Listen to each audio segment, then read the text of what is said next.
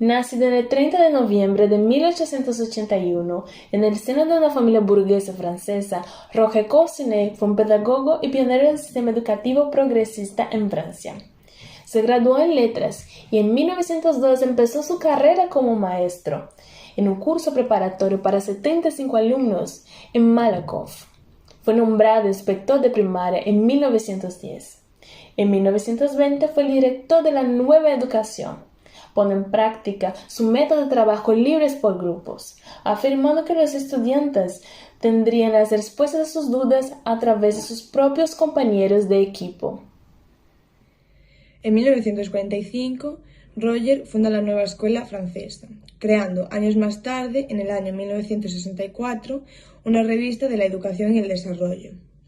Entre sus obras destacan El trabajo escolar de los niños, La nueva educación, La vida social de los niños y un método de trabajo libre por grupos. Tras la Segunda Guerra Mundial, su casa queda totalmente destrozada, por lo que no se puede recuperar ninguna anotación que hizo durante su vida, y el 7 de abril de 1973 fallece en París. Para explicar los principios en los que se basa la pedagogía de Cousinet, vamos a empezar comparando la pedagogía tradicional con la escuela nueva. En la escuela tradicional nos encontramos con un paradigma mecanicista por el cual se considera al alumnado como tabula rasa, personas desprovistas de conocimiento que precisan de una figura de autoridad que les inculque el aprendizaje. Sin embargo, en la escuela nueva, el paradigma es organicista, que considera que las niñas y los niños son personas con una capacidad, con un afán innato por el aprendizaje. Y el rol del profesorado estaría vinculado con precisamente motivar ese afán. Por otro lado, en la escuela tradicional nos encontramos con prácticas más pasivas por parte del alumnado, como son por ejemplo la repetición, la memorización, la realización de dictados, y todo esto es alimentado por el profesorado. Eh, Van a transmitir conocimientos mucho más concretos, más limitados, y van a tener una actitud en el aula de tipo punitivo, en el que pues van a infundir miedo, van a fomentar que haya una relación de desigualdad, una relación vertical, que sin embargo en la escuela nueva se pretende evitar.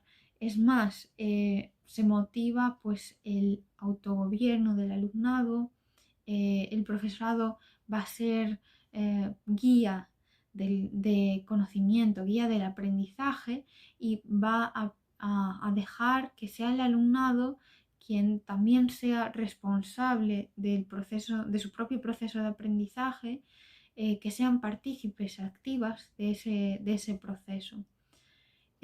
Por otro lado, en la escuela nueva se van a desenvolver métodos, una metodología.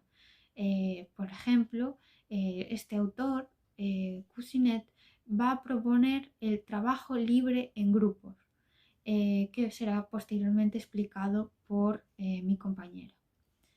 En la escuela nueva, añadir también que se va a tener más en cuenta al alumnado, se van a tener en cuenta sus necesidades, sus características, sus deseos de cada una y de esas personas. Se van a tener en cuenta pues, la diversidad en el aula, y por lo tanto van a respetar los ritmos cognitivos, los ritmos de adquisición de aprendizajes, los ritmos de desarrollo psicomotriz, para, por ejemplo, tener en cuenta etapas educativas como son, por ejemplo, la de 0 a 3, 3 a 6 o de 6 a 11, en la que reconocen que hay una serie de diferencias y que deben tener en cuenta para fomentar el aprendizaje en el alumno. Bueno, entonces, recobrando energías, ¿no? Desde esta Primera Guerra Mundial, lo que necesitaba la sociedad en aquel momento era realmente construir unas bases democráticas. ¿Y cómo podíamos alcanzar este objetivo? pues aplicado a los niños y niñas, que es el ámbito que nos concierne ahora mismo, sería intentar darles esa guía, ¿no?, a la hora de intentar instruirnos en la cooperatividad, en la convivencia, en el respeto, en esa empatía, ¿no?, en esas habilidades sociales, psicomotrices, emocionales, que al final nos concierne como sociedad, ¿no?, porque los niños y niñas deben entender que vivimos en un mundo con ideas, deseos, opiniones diferentes, y que entre todos debemos acogernos, respetarnos y comprendernos. Entonces, en primer lugar, ese principio debe quedar claro, ¿no?, esa cooperatividad y ese vivir, ¿no?, en un grupo educativo que se respete a sí mismo, ¿no? Por otro lado, aplicado más a ese ámbito como clase, como aula, deberíamos intentar, ¿no?, establecer una actitud de diálogo tanto a nivel intragrupal, ¿no?, es decir, esos niños y niñas que sepan convivir adecuadamente, como comentamos hace un momento, y por otro lado también no olvidarnos de esa buena relación, de esa buena actitud a nivel intergrupal, es decir, abandonar esas ideas de esa escuela tradicional donde ese docente, ¿no?, desde ese maestro, esa maestra, nos tenían que enseñar ese miedo, ¿no?, como esa superioridad del gran sabio frente a un alumnado que no estaba preparado, que no tenía conocimientos previos, sino que era una pobre tabula rasa, como comentaba mi compañera, y que debíamos estimularle desde el principio. No, el niño, la niña, ya está dotada de ciertas habilidades y que debemos hacer brillar, ¿no? Debemos sacar a la luz todas esas grandes eso mismo, ¿no? Habilidades que tienen, esos grandes conocimientos que debemos explotar al máximo.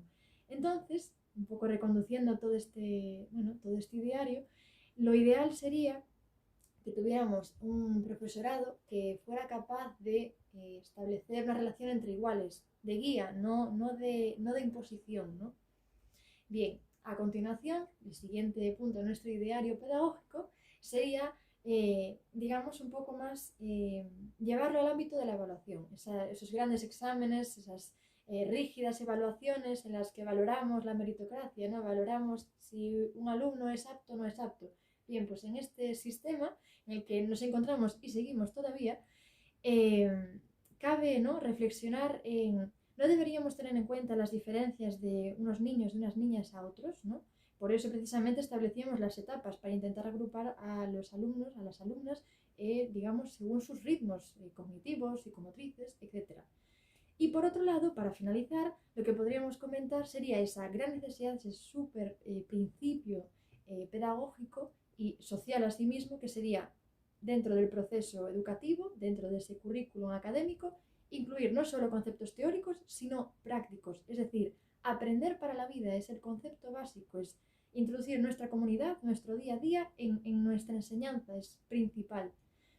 Y bueno, pues para finalizar me gustaría hacer referencia a una cita de nuestro autor Cousinet, ¿no?, que sería: a menudo los educadores y padres tienen miedo a la libertad de sus hijos porque creen que la libertad, tanto para los niños como para ellos mismos, produce desorden.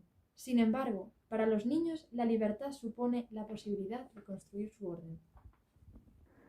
Bueno, pues finalmente concluiremos comentando que este autor, como propuestas educativas, ¿no?, crea un nuevo método de aprendizaje en las aulas, ¿no?, en contraposición con la escuela tradicional que estaba vigente en esa época.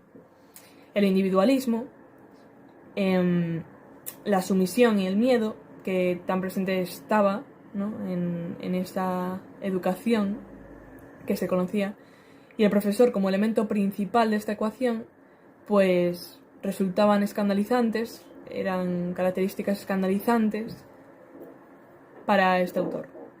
Y bueno, pues crea por esto el trabajo en grupo, el método del trabajo en grupo, basado en la puesta en común, en la continua cooperación de manera muy activa entre alumnos, y la relación profesor-alumno también es es importante comentar que estaba basado en la confianza. Eran personas pues, que se trataban como iguales, ¿no? Ya no existía ese podium que tenía el profesor frente al alumno. Y la libertad de grupo pues también es muy importante comentar, ya que ese respeto y esa cooperación entre los distintos individuos que componían ese grupo pues se volvió un elemento muy importante a la hora de aprender, ¿no? Bueno, y es por esto que posteriormente influenció a diversos autores como Freinet y es considerado y recordado como uno de los precursores más significativos en estas propuestas metodológicas del nuevo aprendizaje en la nueva escuela y en nuestra actualidad.